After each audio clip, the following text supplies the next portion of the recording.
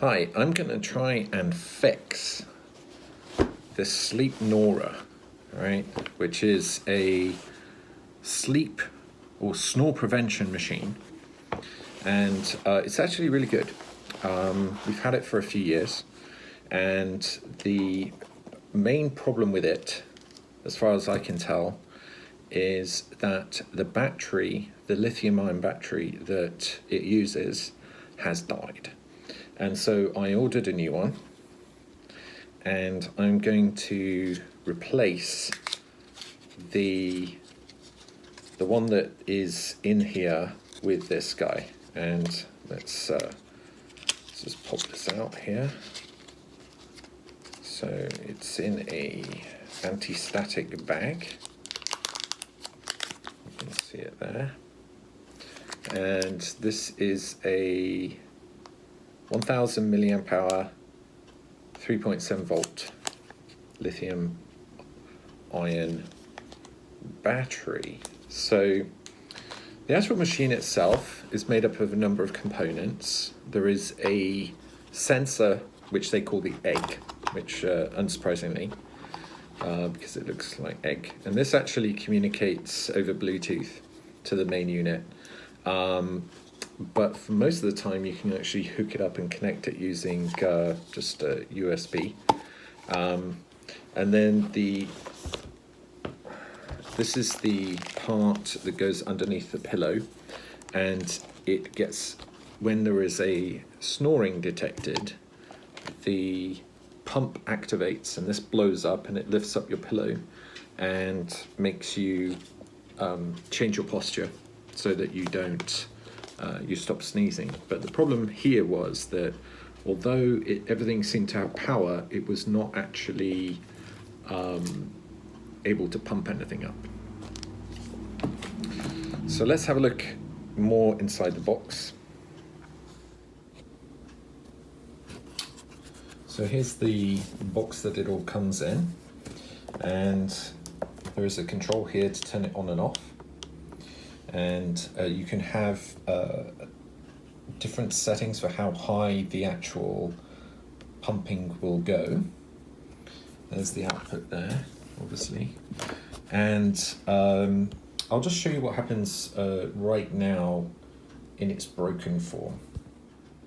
So the device is now powered on, and you can see that the main LED is actually white, although it's blinking every so often purple, and then green, and then so on and so forth. What's happening here is that it is actually detecting some sound from the egg and trying to pump. So if I just actually sort of make a, there you go. There's a very slight sound on the pump. It has some hysteresis on it. There you go. Then it fails.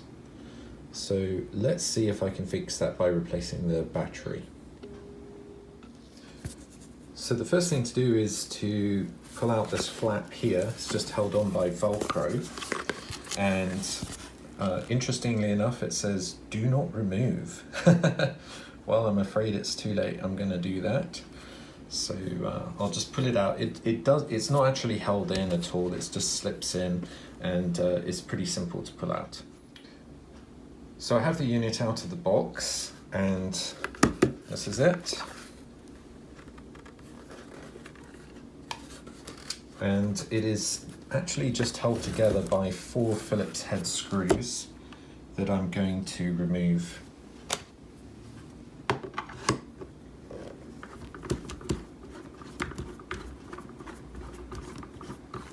And this top just actually lifts off like that, and we have a bit of foam in there, and we can see the insides. This is actually pretty interesting. Clearly this is the motor. We've got an air intake here, some kind of I'm not really sure what that is. I think that's perhaps the valve maybe, and there's the battery, and everything is actually held in this foam, held in place in this foam, and that is obviously for sound deadening purposes. So nothing actually really touches the actual case, so everything is kind of like floating really. Here's the control board. Okay, so what I'm going to do is I'm going to undo this screw here, and I'm going to extract this battery here, and I'm going to need to do some soldering and some cutting to basically connect up the wires to the new battery which I've got here. Now this battery does have some wires on it, so it should just be relatively simple to replace that. So here are the two batteries side by side, and you can see that there is actually quite a significant size difference, at least in the length and height. But this one is much thicker than this one here. So I suspect that they are pretty much the same capacity. I mean, that's what they are saying on the, they are saying 1000 milliamp hour and 1000 milliamp hour.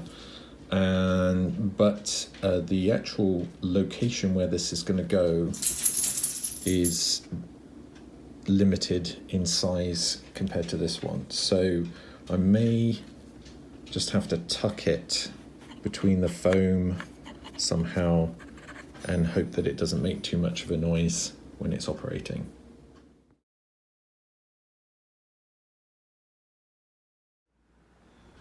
Okay, so I replaced the battery, but actually the battery is not the problem, although it was a problem, but not the actual problem why it wasn't working. So the actual problem is that the motor here, which drives this little pump thing here, is not spinning. And you see that little wheel there, that should be spinning, and it's not. You can hear it going beep, and it's not spinning. If I tap it a bit, it's not rotating at all. So I'm going to unscrew these screws and find out what's on the other side of this motor and see why it isn't moving. So the problem actually turned out to be that the brushes on the motor had burnt out. They were black and little pieces were in there. However, I was able to look up the make and model of the motor, which turned out to be an actual pump in and of itself, and I purchased one on eBay. So the pump arrived, and I have all my kit laid out, my soldering iron. So I'm just going to pull out the pump here. It arrived in pretty good time. It was only about a week and a bit that it took to come from Shenzhen. And here you can see it is the motor, and that plastic part is the pump. And the air goes out the end. There's two connections, very simple. So what I'll do is I'll open up the box. Now you can see that the pumps are exactly the same, and so I've just opened up the box, and I'm just showing the back of the motor here. You're able to see that I'm just going to cut those wires. Now the next part is to remove the hose on the end, and that's held on with a zip tie, a white zip tie. You can just see it there. That's going to just need to be clipped off, and then the hose attaches to it just by being pushed on. So I've removed it, and you can see there's a little extra plastic. It's actually just a smaller piece of tubing that's being shoved onto the end to make it fit. There's the zip tie that I cut off, and so I can easily replace that. I can just pull that off and put it onto the new one. See, there's the new one. That would probably just fit, but to make it snug, I will take off the plastic part and put it on, and then push it in. Now I don't have a white zip tie, I just have one of these black ones that I bought in a pack of about 100, and that goes on very easily, and the plastic just needs clipping off. And you can see that the only other thing that needs to be done is to solder the wires onto the end of the motor. So let's just clip this off. my camera works. Sorry about that. Strength. There we go. All right. So then now the next part is just to solder those on. All I did was just tuck the wires in, wrap them around, and then solder them. It's very, very simple. And this is with the motor back in the package. I'm just going to run a quick test. So there's the hose pipe that will be blowing out. And let's turn it on. Make some noise to the egg. There we go. Okay, I'm going to snore. Alright, and it is starting to pump up, as you can see. It's gradually inflating that. Excellent! It all works. I'm very, very happy. This is like a very expensive piece of equipment, and it's been fixed with just a $10 motor with about $5 of shipping and a $6 battery. So it should be good for another few years. There we go. So I hope you all managed to repair your own, and thanks for watching.